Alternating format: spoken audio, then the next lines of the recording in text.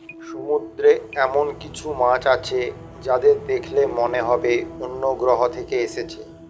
চলুন দেখি সবচেয়ে অদ্ভুত 5টি মাছ। Barrel I fish. এদের মাথা প্রায় স্বচ্ছ। মাথার ভেতরেই দেখা যায় সবুজ রঙের দুটি চোখ।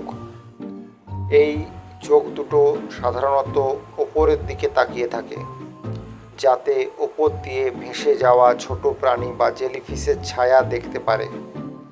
শিকার ধরার সময় চোখ সামনে ঘুরিয়েও নিতে পারে।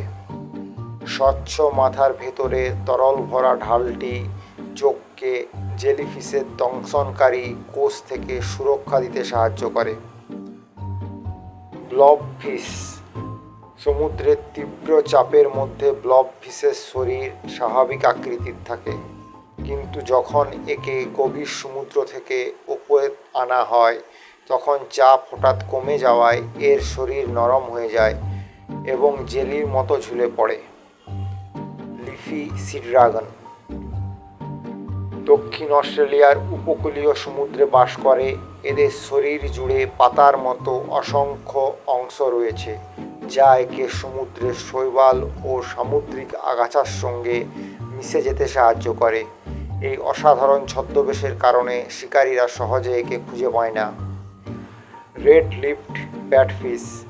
মূলত গ্যালাপোগাস দ্বীপপুঞ্জ এবং আশেপাশের প্রশান্ত মহাসাগরের সমুদ্রতলে বাস করে। এই মাছ খুব ভালো সাঁতারু নয়, তাই সাঁতার কাটার পরিবর্তে এরা পরিবর্তিত পাখনার সাহায্যে সমুদ্রের তলদেশে হেঁটে বেড়ায়। এদের উজ্জ্বল লাল ঠোঁট বিজ্ঞানীদের কাছেও রহস্যময়।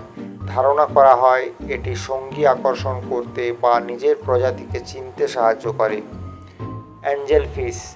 এদের মাথার সামনে থাকে আলো জ্বলা টোপের মতো একটি অংশ।